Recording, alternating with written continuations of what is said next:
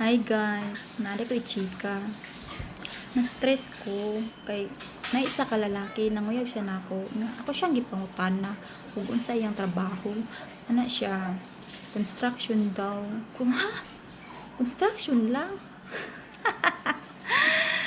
Wa ka naglantaw, wa ka naghuna-huna. Kaning dagwaya ni padulong rag construction. Hoy, mga construction paminaw. Kabalo mo nga akong ginapili like kanang pulis, seaman, tapos gwapo, tapos macho, puti, tangkad na tanan. Unsa man ang construction pud? Uy, nga ultimo ra. Uy, di jud nako deserve.